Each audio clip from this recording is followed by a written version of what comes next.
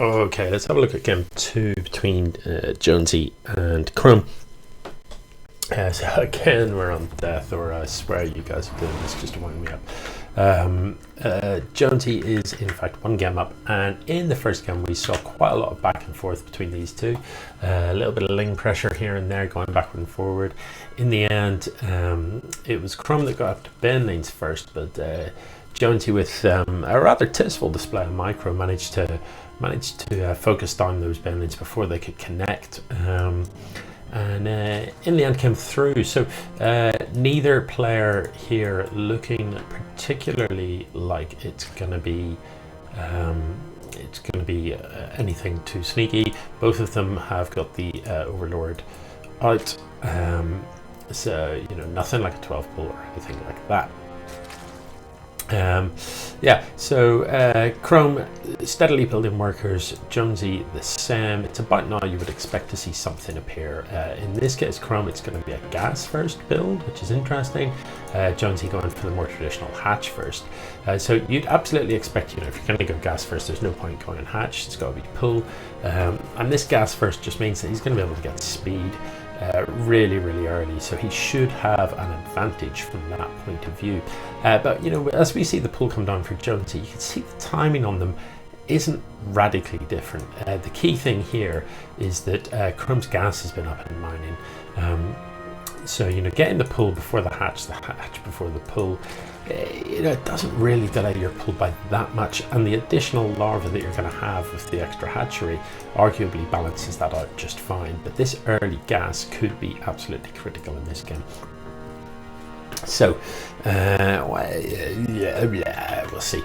I'm really hoping. This is the third time I've started to cast this game, and I was having all sorts of problems with StarCraft crashing. I've reinstalled my graphics drivers. I'm hoping that isn't going to happen again.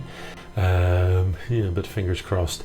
So it's going to be Jonesy coming across the map here with the scout to see what he can see. Chrome has got an Overlord on its way across the map, and that's going to take some time to get into his opponent's base. Let's see what Jonesy sees as he comes in here. Doesn't quite come far enough to see the gas and the pull. Now he has. So this is a bit of a giveaway. You come in and you see that the gas is here, but there's no workers mining it.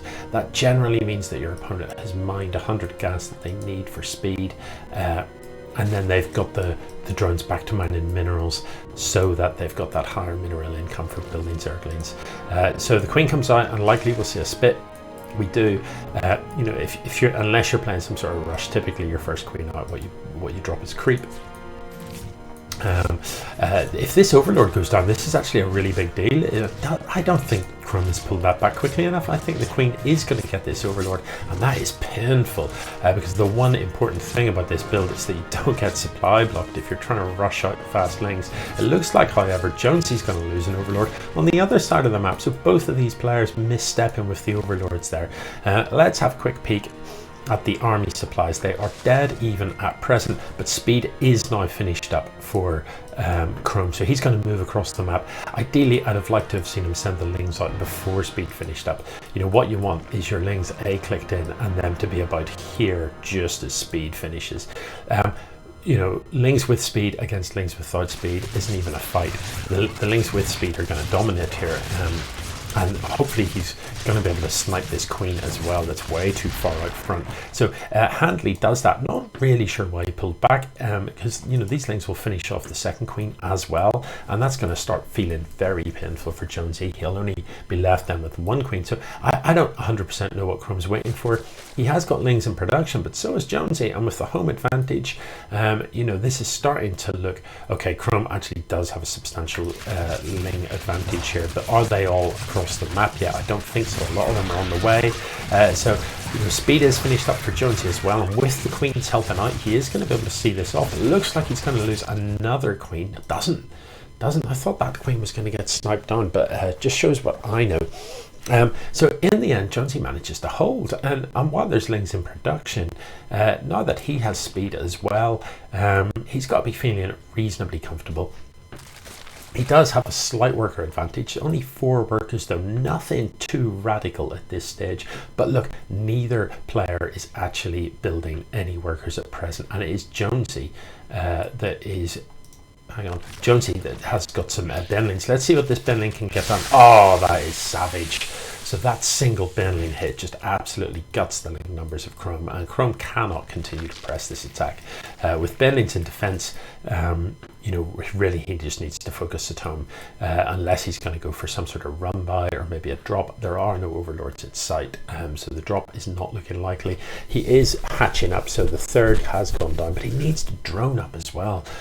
You know, there haven't been any drones built for ages, and look, only on 22 workers at the 5 minute 20 mark.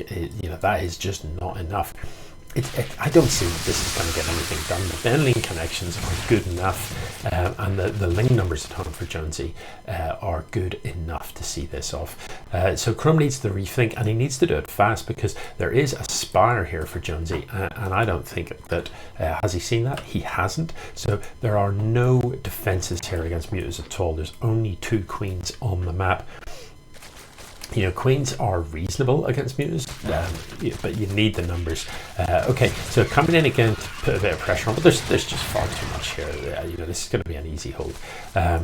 So Chrome really needs to stop sending these links across the map. They're not achieving what he wants to do. So this is just, you know, this is a lot of larvae that are not workers, and even 10 more links in production. That's another 5 larvae that could be workers.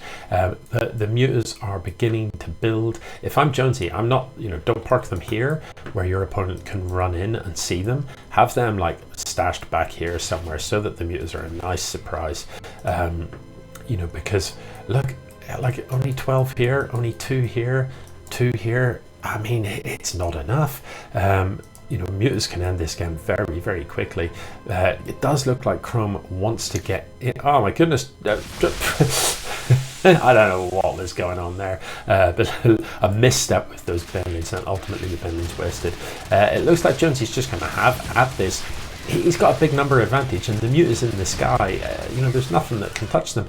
Yeah, 20 more lings in production from Chrome, and that's great and all, but like, why not roaches? Your opponent has ling, Ben. You can't, you know, you're not really out producing him, so you need to change tack here, and you need some anti-air. These mutas are going to come in soon. You know, you've surely seen the mutalisks in the sky.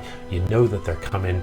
Once Jonesy's got like numbers like 68 mutalisks, he can just come in here and start sniping workers, and there is nothing here, and nothing at all. You know, if you know your opponent's gone mutalisk, you need the spore crawlers. You need at least 2 queens per hatchery. 2 queens is more than twice as good as 1 queen, because they can transfuse each other. So yeah, queens in numbers are where it's at. You need to have the queens that are hatched stay alive long enough for the other queens to transfer, and you need to get that creep connected as well, so that queens can quickly transfer between your bases. These mutas, I fear, are simply going to end this game, because as far as I can tell, there's just nothing here that Chrome can do to defend against these. Now, mutas take a long time to kill a building unless they're in enormous numbers. He is just going to go ahead and fight the queen, and he's got enough. You know, as I say, had there been 2 queens there, able to drop transfuses in each other, it starts to feel expensive. You start to take mutalisk losses, but fighting 1 queen at a time, it's not so bad, and there's nothing left that can shoot up. You know, so what's Chrome doing about this? No sign even of a spore crawler going down. There's queens in production, but you know, it's just not going to be enough. Is he going to go? Are we going to see one last ditch effort? There's an awful lot of idle larvae. Is he supply blocked? He is not. So you know, these larvae, turn them into roaches, send them across the map, hope for the best. It takes mutalisks a long time to kill roaches. The spores go down eventually, but my goodness, you know, that a minute after the mutalisks turn up, you start building spores. It's not fast enough. All the workers are going to fall. There's 12 workers still mining here. There is money in the bank. It looks like he finally is going to go for the move out across the map, but you know, by the looks of things, there's enough here. That is a lot of zerglings, and this just isn't roach heavy enough. Also, the roaches are over here while the lings are going to come in by themselves. You know, the mutas ultimately will be able to clean everything up. it's hard to see a way back into this for Chrome. Are there more queens in production? There don't seem to be. There's 2 spores here, but that, you know, there aren't any workers to defend here. They're all here and here where there are no spores. It's a bit messy. The Hydra then comes down, and yeah, Hydra's great against Mutalisks for sure, but you know, he's going to run out of money pretty quickly trying to build these. He's only mining off 26 workers. With that said, Jonesy himself only mining off 27, so no plan to expand or anything. Please don't do this. Don't try and fight the spore crawlers. That's ugly. So a misstep from Jonesy, loses quite a few of the Mutalisks, but it doesn't look like there's anything to defend the lanes. There's just nothing left in the tank. So all of this stuff coming in, and you know, you'd have to point to those moments when all of those idle larvae were parked with money in the bank. You know, had they been turned into roaches, maybe the counterattack could have been effective. Had drones been turned into spores the moment that you saw those Mutalisks, this could have been a very different story. So it looks like it's going to be GG. You know, these Hydras coming out and trying to fight wings is just nasty, isn't it? They're not going to win that. The Mutants now are going to fly in with nothing to defend against them. So yeah, as I say, no way back into this, but there were definitely moments in the game where Chrome had advantages and could have pressed them. You know, the lesson to be learned here: if you see a Spar, if you see a Mutalisk, instantly you don't hesitate. You just drop those static defenses in your mineral lines immediately.